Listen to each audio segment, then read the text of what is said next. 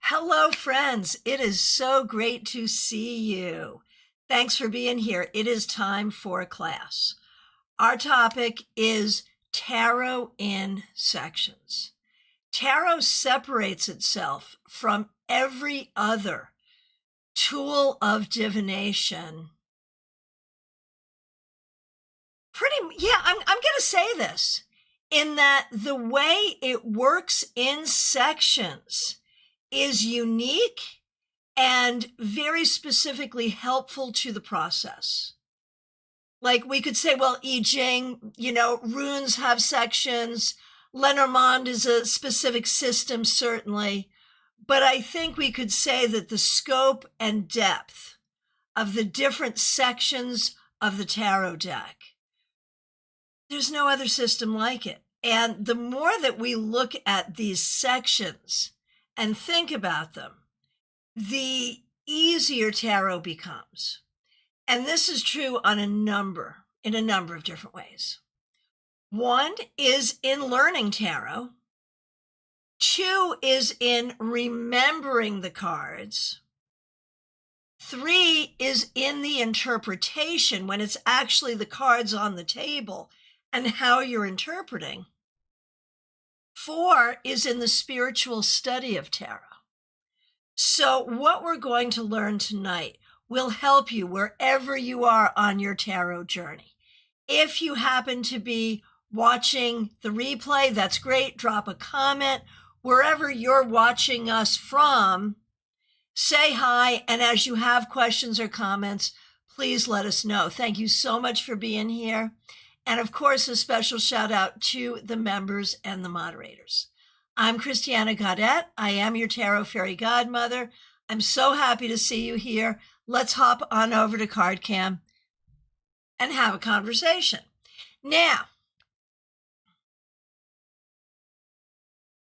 so good to see all of you. Yay. Hello to all of you. Thanks for being here. So what I've done so far is I've got the two primary sections.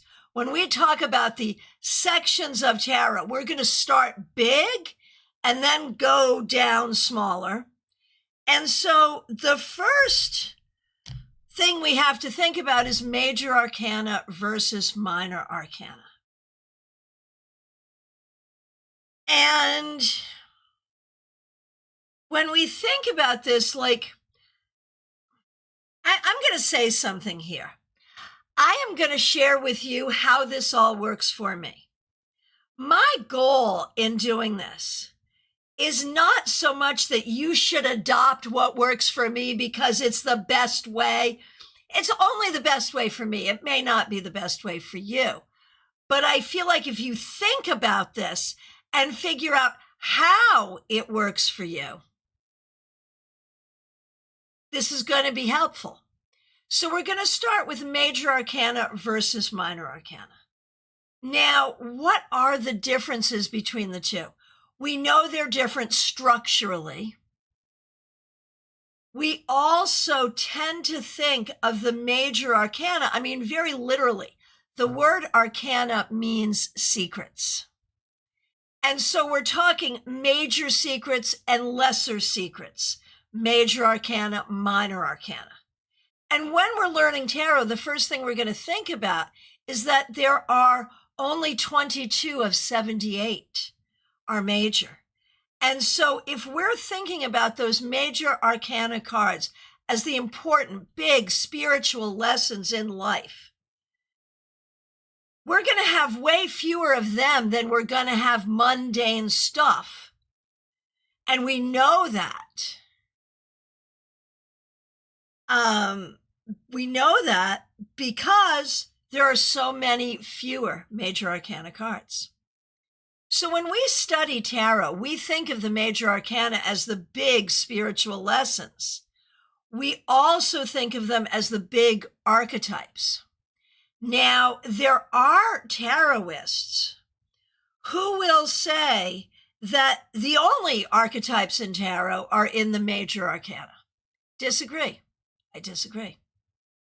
How is the Ace of Swords not the archetype of Excalibur? How is the Ace of Cups not the Holy Grail. So I think archetypes are really throughout the deck, but we do see in those 22 majors, we do see sort of a more solid sense of archetypal wisdom. Now, I've also heard people say that in a reading, major arcana cards will be what you can't change, minor arcana will be what you can. I would love to know from you, have you heard this? Do you believe this? And does it show up this way in your tarot practice? Let me know. For me, it really doesn't. I fully believe that in a reading, the cards will speak the way they need to speak. And a major arcana card may speak of something spiritual or mundane, and a minor arcana card may speak of something spiritual or mundane. I would argue that some of the most spiritual images are major arcana, but tell me the 10 of Pentacles in certain contexts is not spiritual. Makes you here, right? I don't believe this. It really depends on the reading. Oh, and Ness, yes, good to see you. You're talking about sections as number groups. Very helpful. Yes, I am hoping we'll have time to get there. We're starting big and working down, so I'm hoping we have time to get there, but absolutely, yes. Ness, I love that you use this word. I've heard and read that for sure. I find it restricting. I agree. Like, I would say do not in your own mind limit the possibility of what a tarot card can do. We only have we only have 78 cards to describe all of the human existence. So in my opinion, we should let the cards act the way they want to or can in that environment. Jeannie, I don't believe it. Life is flexible, and I see the cards as tools for insight, not dogma. I agree. But then the question is, like, when we're studying tarot, we do see the major arcana as sort of these deep spiritual lessons, and that's real. If you have a reading where there's a lot of major arcana cards, or if you have a reading where there's very few major arcana cards, what do you say about that? What information does that give you in a reading? You know, if we're not going to say, and I think we've got pretty much unanimous so far, Jen Schultz, I don't particularly buy into this. 3 of Swords can be just as soul-crushing as the Tower, damn straight, yeah. Ben, Libra does tarot, and thank you, both Jen and Ben, for being members. Heard it, don't believe it. I feel the cards come when they come. It can be big things, little things with either arcana. I feel the majors, sometimes I have a bit more weight in getting the point over. Yeah. Betty, good to see you. Thanks for being a member. Each card has a message and is important to a reading, not mundane. Right, and it is true that in a reading, there may be some very mundane meanings. We may talk about which shoes you should buy. But, we could talk about whatever. So, right, I'm with you, Mixura. I'd rather get the Tower than the 3 of Swords. So I think we have real consensus that we're not going to go with the idea that in a reading, major arcana cards are going to be that which you cannot change, and minor arcana cards are going to be that which you can. So what is it? Like, I'll interpret it card by card based on context, intuition, all the things. But if it's weighty in the sense of, say you're doing an 11-card spread and 5 or 6 or more are major arcana, what are you going to say about that reading, about this time in the client's life? What are you going to say? Okay, Jeannie, I like this. Mostly major feels like the reading is about strong transitional times. Right, opportunity for transition, sure. I will often say, pay attention. This is a time to really pay attention. The decisions you make really, really matter. Sometimes I will also say, I always like to believe we have spiritual guidance around us. But looking at the cards here today, I really feel like the hand of a higher power is strongly moving in your life right now. And so just the idea that the more major arcana cards, the more spiritual guidance there may be. That's something I think about.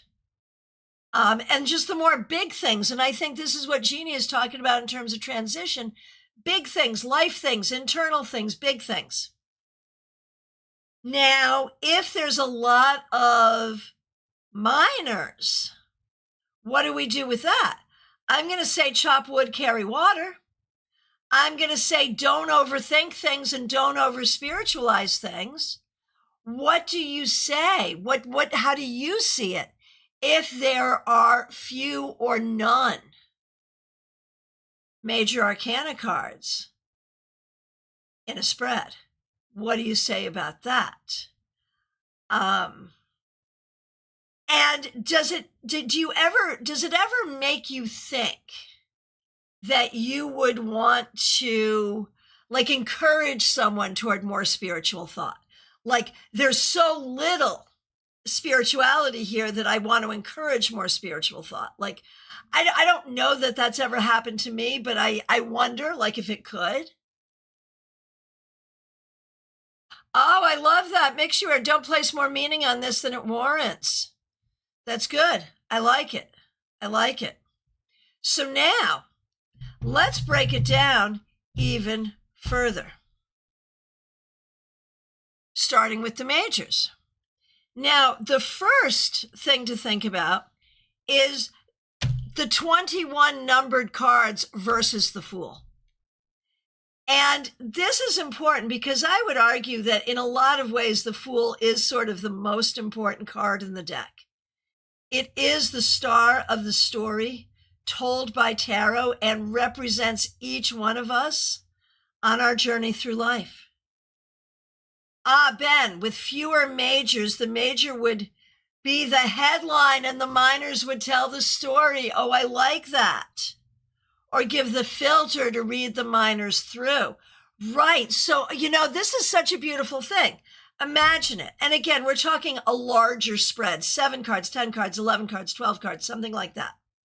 If there's only one major, doesn't that major suddenly take on a metric F-ton more importance because there is only one? I think that makes so much sense. Oh my goodness. Hey, Dorella, good to see you.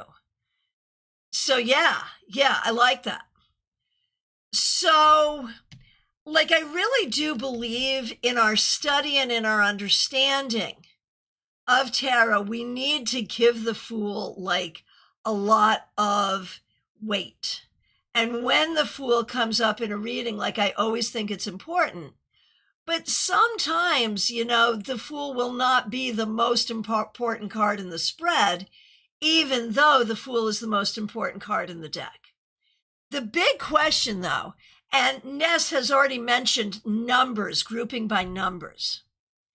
The big question here, there's 2 schools of thought. When we start to group by number, which we're not going to do until later. Hey, Caroline, good to see you.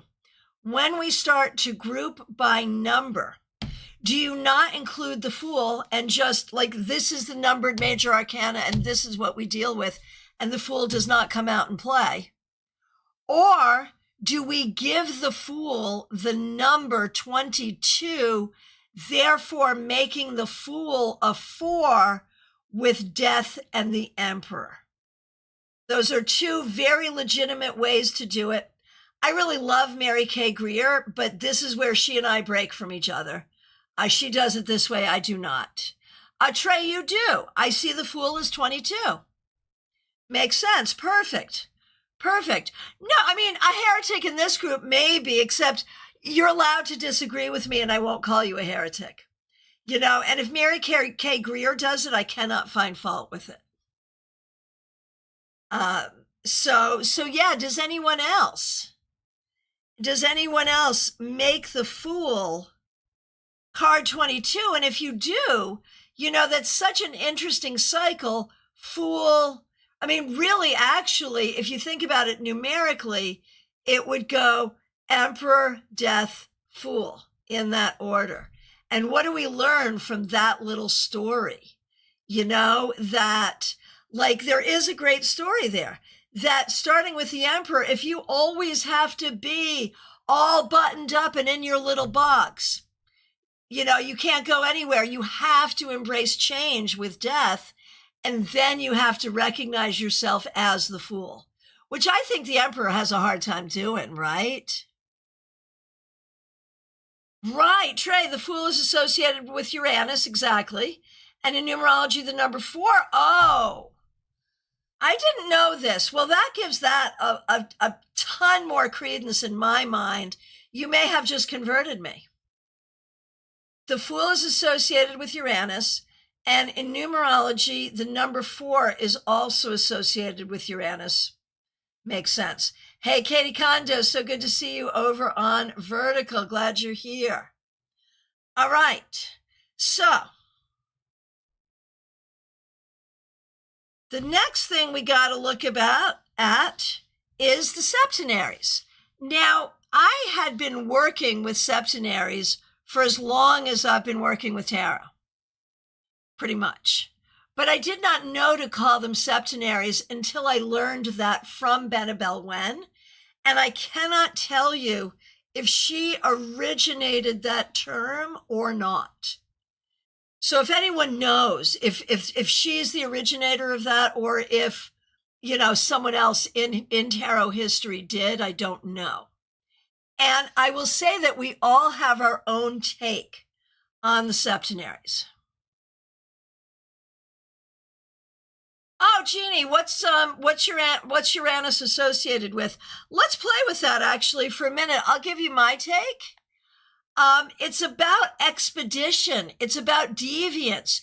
It's about learning through doing, not by sitting in a classroom. It's about doing things your own way, which is very Fool in my mind. Trey, what do you think? All right. Or anybody else. Innovation, change like a lightning strike. Sure. You know, which again, very Fool. Very Fool. Hey, Smile Soul 20, good to see you. All right. So the idea that we break the 21 numbered cards into 3 groups is like, it's pretty canon. It really is. But what those 3 groups mean to us is, you know, that may be very individual. Now, for me, the septenaries are super important. They're important in how we learn and understand the cards. And if I'm doing a reading and I have multiple majors, I am going to want to clock which septenaries. And that's going to be an additional piece of information. So if they're all from the 3rd septenary, we are really literally talking about spiritual enlightenment. That's what we're here talking about. If they're from the 2nd septenary, it's really about your emotional well-being and how you're processing things. If it's the 1st septenary, we're really down at like the bottom rungs of the bottom rungs of Maslow's hierarchy, and dealing with like basic, how do I adult? How do I live life on the planet? Audrey M., Uranus is the planet of freedom, revolution, rebellion, and reform. Thanks for being here. Thanks for being a member. Oh, I love that you're using Wiser with the astrological symbols. Yes, right. Having that pointed out to me for the first time, right?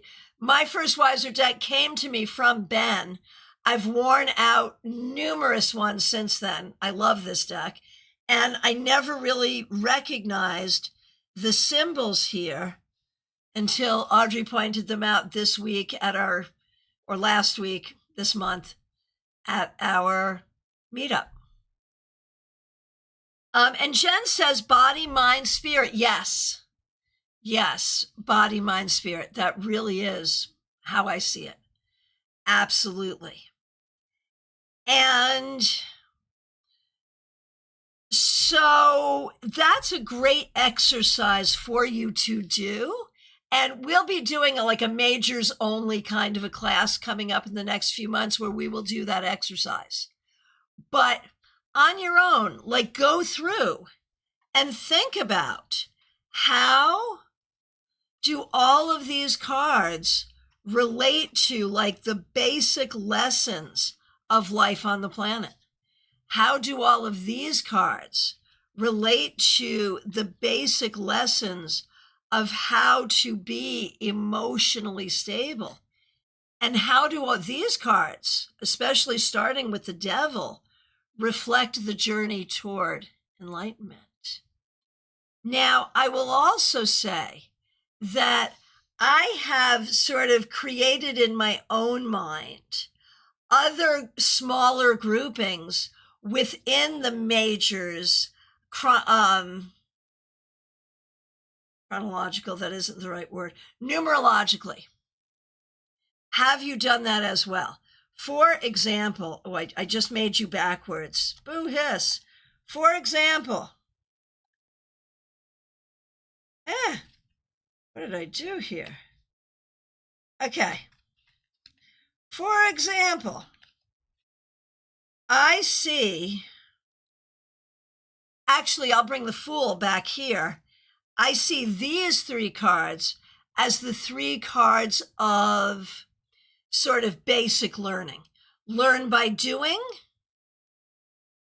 learn by studying with tools and using tools, and learn through sacred texts and looking within. That's one. I also see these three cards as the three cards of authority. Authority of the home, authority of the community, authority of the church. I see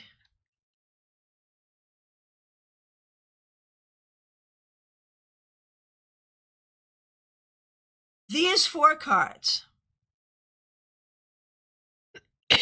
Excuse me. I see these four cards as the cards of acceptance. Each of them has a lesson of acceptance that we must learn in order to be emotionally healthy. So you may come up with your own groupings. Now, I also have some groupings that are not numerological. For example, here, these are the three cards of higher education for me. So we have your bachelor's degree, your master's degree, your PhD, and the number of times that has been the case. And yes, those of you who are here looking for readings, I do readings here very often, but not tonight. This is a class. Trey, thank you so much for helping out there. So I'm curious to know, do any of you have sort of your own major arcana groupings? Now, the other thing, of course, that I do with major arcana groupings is the elements of the major arcana. And that's something, I had been a full-time reader for probably 10 years before I started playing with the elements of the majors. But it does kind of matter to me now. And so that's another way I'll group them. All right. So let me know your thoughts about this. How do you group majors? How do they make sense to you? And now let's talk about the minors. And right away with the minors, what do we think about? We think about elements, and we think about how, oh, Trey, yeah, I love this too. Yeah, the devil being at the front of the third, like, sorry, there is no spiritual enlightenment without facing this and this. Right. Shadow work. Exactly. Like there is no way that you're getting to any of this really enlightened stuff until you do this. And we know that in a reading, these may not talk about enlightened things and these may not talk about shadow work. But when we're studying tarot as a book of spiritual wisdom, this is what we learn from it. And sometimes in a reading, those things show up that way as well. Ben, thank you so much for being a member for more than 3 years, and thanks for being a moderator. I use clusters of cards, majors and minor, that I would want to see for the context of the question. So like a love reading, what cards do I want to see and not want to see? Oh, that is so interesting. Oh, man, I have to think about that. Like, do I do that? I don't know, man. That is real. That is a really interesting thing.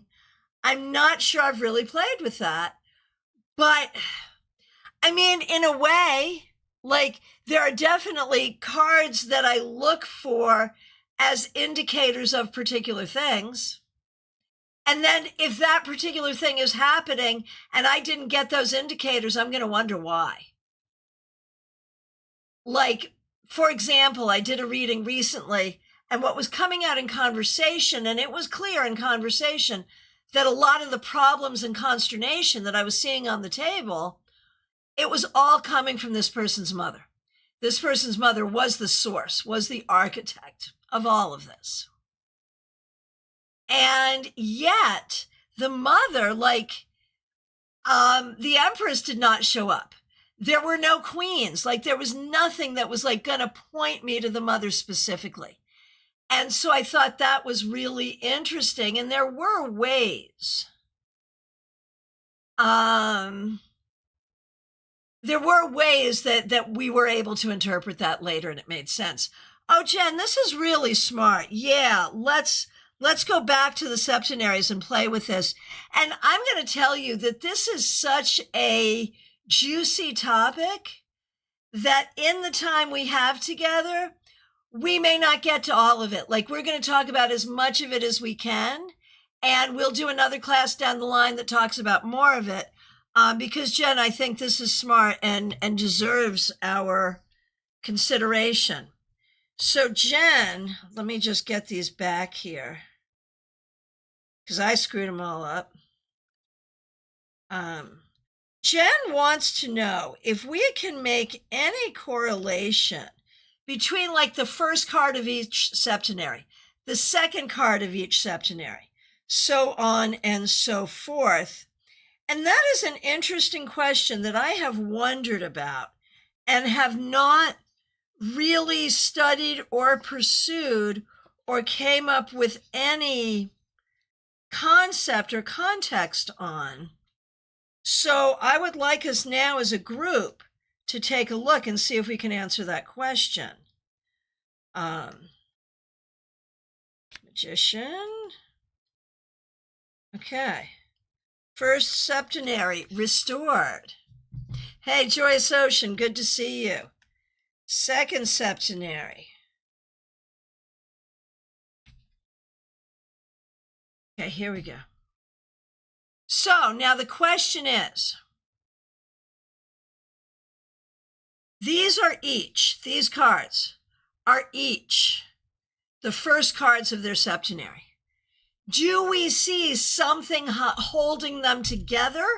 If you were to see all three of them in a reading, would you say something with it? Trey, I see correlations with the Magician and the Devil. And Ness, I can see the Venn diagram kind of thing. Sure. And so let's go here.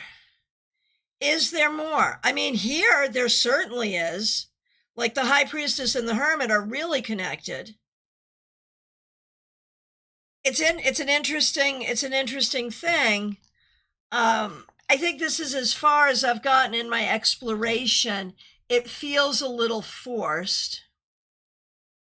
Oh, Ben, maybe not. Maybe you got it. Got it.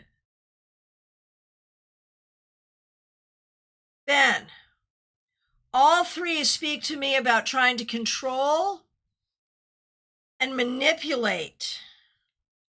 All three can have control and manipulate. Oh my gosh. And honestly, here, all three have introspection. Like if you don't do it here, you have to do it here. And then if you don't do it here, you got to do it here. So, okay, now I'm buying it. So, okay, let's keep going. I mean, with the Empress and the Wheel of Fortune, I mean, the thing I see here is like the cycles of womanhood. And, you know, the Star as a naked woman, I don't know what to do about that, but I do see this very feminine journey here. And Trey, the first three speak of power. So maybe there's something here. And it's getting deep up in here, people. It's getting deep. Look at this. Look at this. We've got the government, we've got the justice system, and none of it should be trusted. Oh my gosh. Rebecca, I think so. I'm not fully putting my finger on it yet. Need to think more on this. But I know, Christiana, you refer to the devil as the gatekeeper. Oh, yeah. Oh, yeah. So I think there's more to this than I was willing to give it at any time earlier. So thank you very much, Jen. Yeah, I wonder if Benabel has looked at this as well. Jen Schultz, thanks for that. That was a deeper exploration than I've ever been able to do with this before. Yeah, I think we could have a lot of fun with this. So yeah, I suppose there is.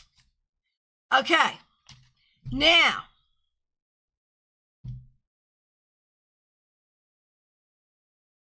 So the first thing we're going to talk about when we look at the minor arcana is the tight correlation between the minor arcana and the four elements.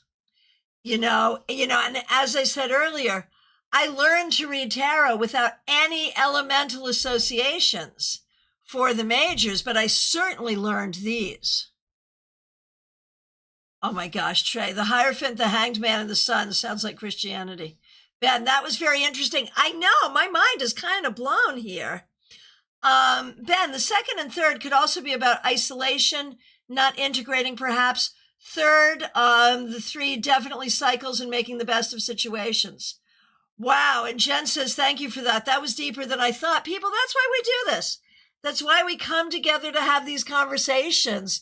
Because as soon as you get a group of people to contemplate the cards in a structured way, new thoughts emerge, and it's really helpful for all of us. So that was cool. Thank you. I appreciate that.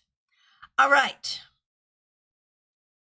So one of the things I hear a lot from people, especially from like new students, when talking about the four elements being so tightly connected to the minors, is they have a very hard time interpreting cards.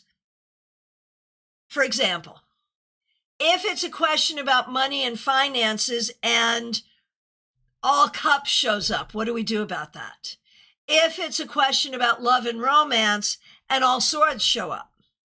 Like, I think one mistake that we make is this idea that although these cards are primarily each about their element, they go visit each other all the time. And every card can be interpreted in context regardless. What do you think about that? Has that been a question for you? What are your thoughts there? Now, when we talk about tarot study, I absolutely love to look at the stories that we see in the minor arcana And, it is so interesting because we think about the major arcana as the fool's journey. And we tell stories of either the fool becoming each archetype or visiting and learning from each archetype, going from magician to world. I also think the fool is, in a way, each of the aces. And we can see each ace as the start of a fool's journey through the suit. And so when we're learning the cards, we can see these stories that emerge. And these stories all have cycles, right? Like, okay, these first three cards, a cycle of creating something and coming to success, but then we're going to get all weird about the money. You know what happens when it gets all weird about the money, right? And so then we're going to have to balance that out. And then we're going to have to work super hard and learn and grow and build our wealth again. And so in this suit, not only do we learn about the cards, we learn about life. This idea of fortunes gained and lost and gained again, which is life. Like if you feel like you're out after the first loss, you're gonna be. Like that's the bottom line. You're gonna be, but you shouldn't be. So that is a way that we use these sections of tarot, being the suits, to help us learn from the cards, to help us study the cards, and to help us understand their elemental messages. Now, it's interesting to note that sometimes you will buy a tarot deck, and it will be ordered with the kings up front. And that's a fun story to look at too. When we do it that way, we can think of the king and queen as mother and father God, the knights and pages as we, their human children. And this becomes the situation into which we are born, and we work our way to the source. So finding these stories within these suits is a very fun and helpful pursuit. It's also true that if you are doing a reading, again, with a larger spread, and you find a run within suit, say you get the ace, 2, 3, and it doesn't matter what order they're in, and it doesn't matter what position they fall in. You're going to want to interpret each card in its position, but then you're going to want to say, wow, we've got this run. And so what is the story we see here? And to me, this particular story is a story of take your ideas and your plans and your goals and your inspiration forward to success. Betty, what if you looked at the cards like individual frames, like in a comic book, each part of the story? Absolutely, yes. And that's a whole exercise. That is a great exercise for your tarot journal. Absolutely. So then, when we think about sections in the deck, we also have to think about the court as its own section. And I think for a lot of people, the court becomes confusing. And I think it becomes confusing because we say that the court can represent people. And my question to you is, do other cards represent people? In a reading, either the significators that we have for people. My husband is always this card. I am always that card. Hey, Della, good to see you. The question is, are these usually court cards or not? Do you have people who are the High Priestess or the 9 of Pentacles? Can any card represent a person? or is it always just going to be the court cards? That's my question to you. In my own work, I would say,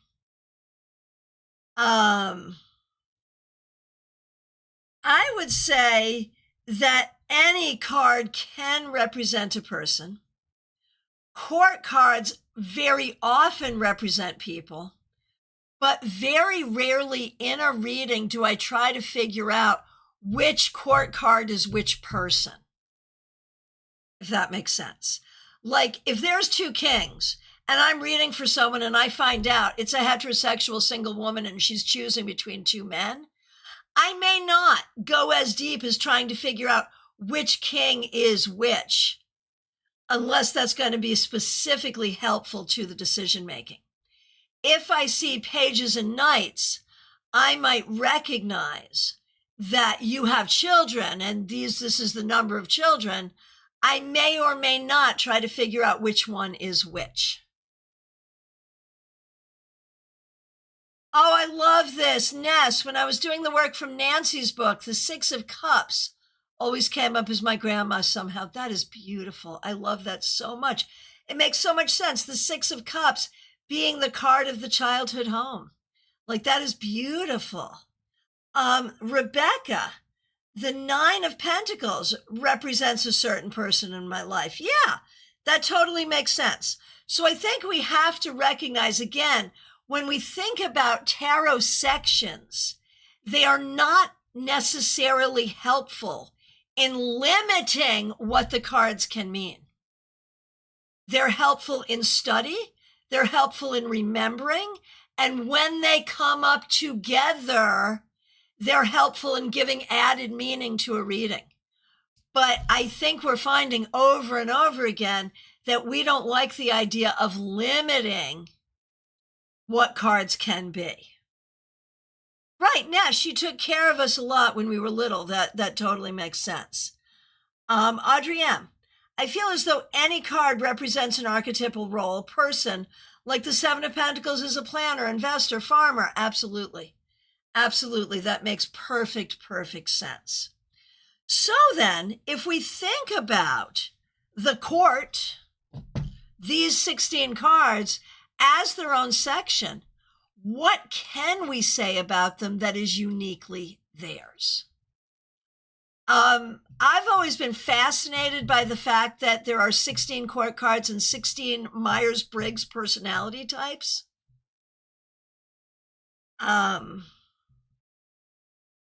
Right, Ness, I get a bit paranoid about who a court card could be in a simple reading. And the fact is they may be nobody, because each court card can give a directive or a prediction. Right, Del, I was going to say that. All right. So I would say we have to recognize that, yeah, they might be people. Trey, you still don't know what your Myers-Briggs type is. That's so funny. My thing is, like, if I see a lot of court cards, I'm going to recognize there's a lot of people in this person's life, or there's a lot of people they're answering to. And if it's a lot of pages and knights or a lot of reversed court cards, and they don't have kids, then I'm going to wonder, why are you in the midst of so many ridiculous and immature people? But again, I'm not going to dive in and try to figure out which court card is which person. So for me, like when I think about the court, I think the job it does is, if people are important in the story, and I mean, they always are, but if it's really all about the people around you, you may see that because a bunch of court cards come up. But I think it's really important with the court that we not rely on thinking about them as people, and we learn to see them as directives. Nurture the truth. Speak the truth. Nurture your creativity. Pursue money. Be a leader and do the right thing. Go to school for something that really excites you. So I think that sometimes the court section gives us more problems than it should because we don't learn to do that. All right. So the next section we're going to talk about is by rank and number. So when we say by rank, what I mean is all the pages are their own section. All the knights are their own section. And one thing that's very specific about the knights as a section is they speak to a quality of time more than most other cards. And I think that's really super interesting. What do I mean by that? Well, the Knight of Swords is fast.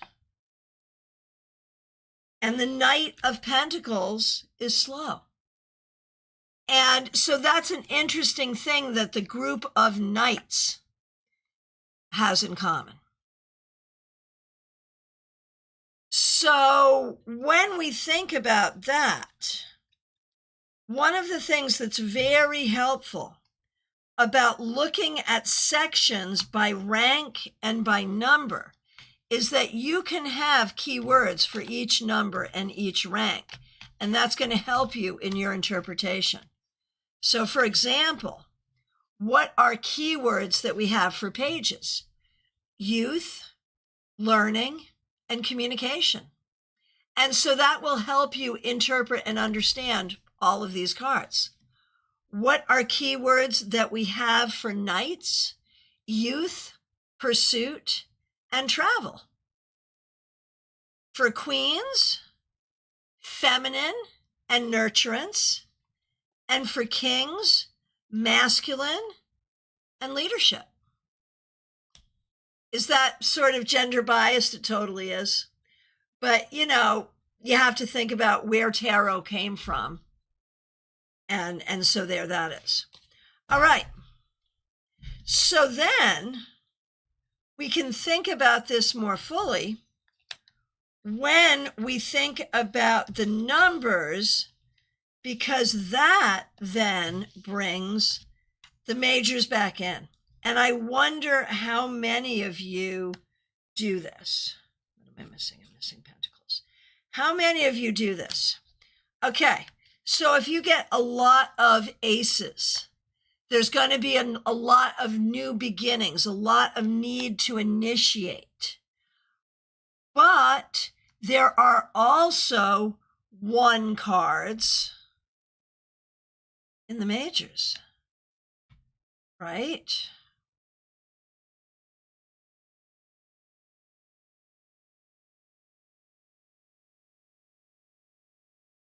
Magician, where are you?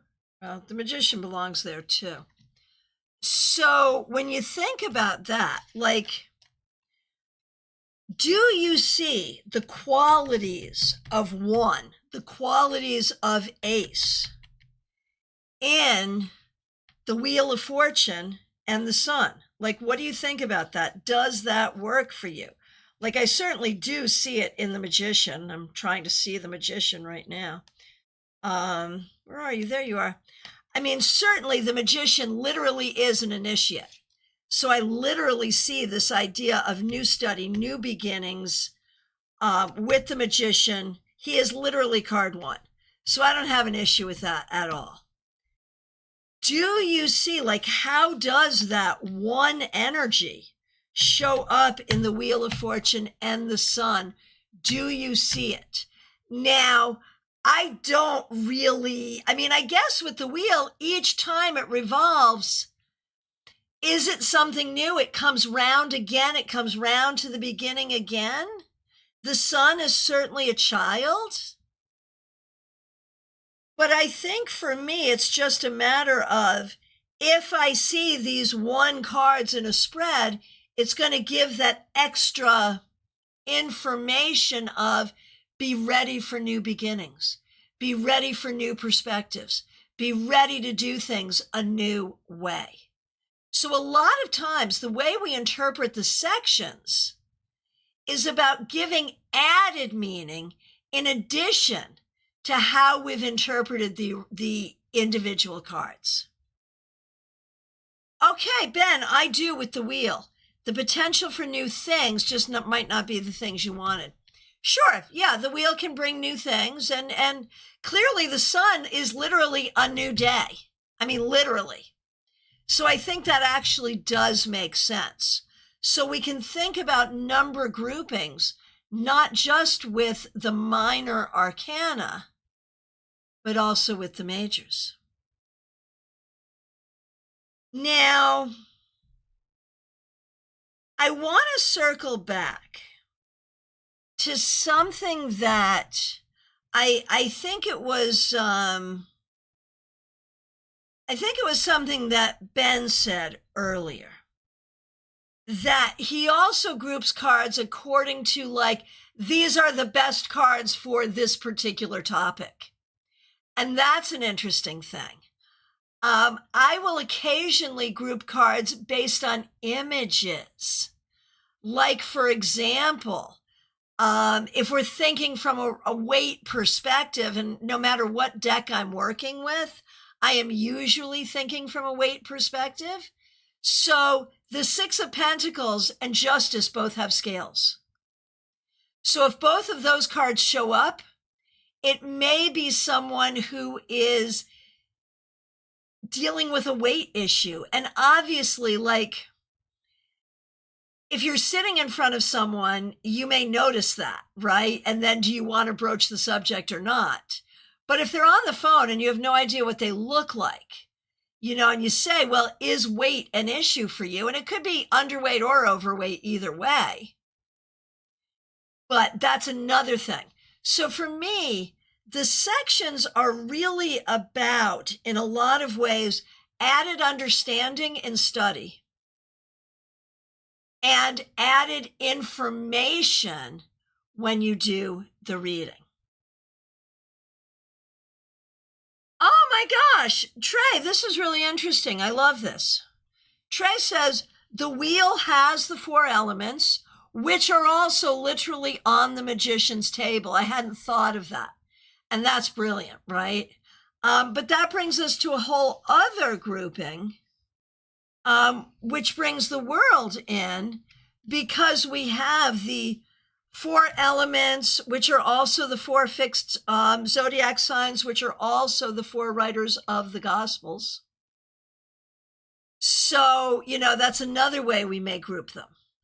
Azra, good to see you. Thanks for joining us on Facebook. We're not doing readings today. This is a class. Thanks for being here. I do live readings quite often. Please do come back another time. Della, the Queen, say more. Say more. We are coming to the end of our time. My question to you is, well, first of all, what questions or comments do you have? Is this a practice that you already have? Are there ways you do this that I have not covered? And are there things here that are going to get put into your practice in some way? Oh, the Queens. No, see, I did not know this. Okay, this is new information for me. Della, the Queens represent the fixed signs, the Knights are mutable, and the Kings are cardinal. That's really interesting. I've never heard that before, and I kind of love it. That's beautiful. That's beautiful. Did other people know that? Trey, it depends on the system, of course. Golden Dawn attributed the fixed signs to Kings, Queens cardinal, and Knights mutable. So Knights have stayed mutable the whole time. And that's just it. And I think the value here is not so much which system is right. Whichever system works for you, whichever system you like, is going to be the right system. The thing that's valuable is the recognition that these systems have meaning and we can interpret them and add them into our practice in whatever way. So let's shuffle the deck now. And this is just going to be a quick sample spread. and we're going to play with whatever sections show up. And you know what? Let's actually use the teensy tiny deck so you can see it. Okay, so I'm going to use my 11 card Celtic Cross, but we're not even going to care about the, hey Jessica, good to see you. Thanks for joining us. We're not even going to care about the positions. We're just going to get those cards out there so we can play and find which sections are showing up and what additional information this is going to give us. Like, for instance, we already have 2 knights. There's 1 major. And we have no idea who this is a spread for. This is just a sample spread to see what you might see. Ooh, so you see we have a lot of court cards already. 2 knights and a page. Right? Aren't these tiny? They're cute. Look at that. King of Wands. Okay, here's another major. So we've got 2nd septenary, 3rd septenary.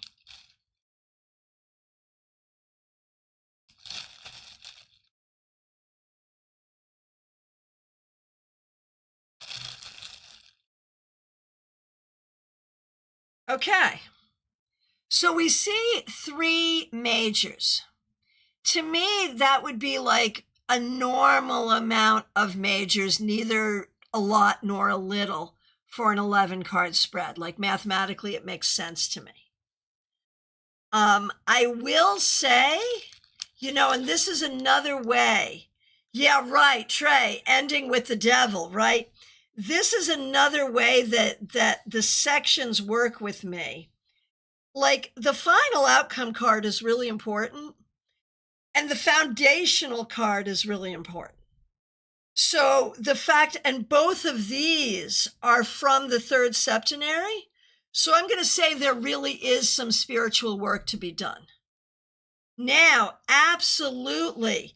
So Audrey, wands are prominent. And look how they're in this little shape here, pointing to all this other stuff. Like that's important to me as well.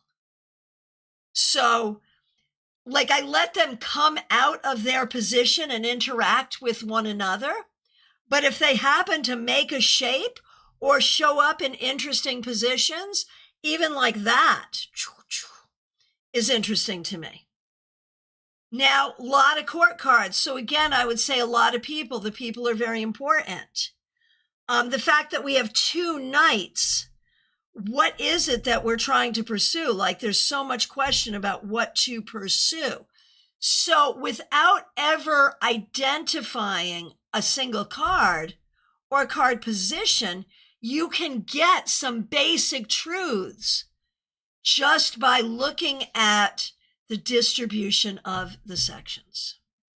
Now, we've done lots of classes on trends and distribution, but the difference here is we're talking about studying them within their sections as well, and how studying within the section gives us a lot of opportunity to better understand the cards and how the cards help us spiritually as we study them. Oh, I love that, Ben. 2 of Pentacles and Temperance are both juggling and mixing. That's brilliant. Absolutely brilliant. In our last minute, anyone else have anything else you want to say about these cards or about this class in general? I want to thank you so much for being here. I really, really appreciate you. I will be back tomorrow at noon with your Friday weekly wrap up. And, you know, again, special shout out to the members, the moderators. Thanks for being here. Thanks for making all of this possible. I really appreciate you being here and being part of our digital village. Thanks for being here. Take good care and have a fabulous evening. Be good.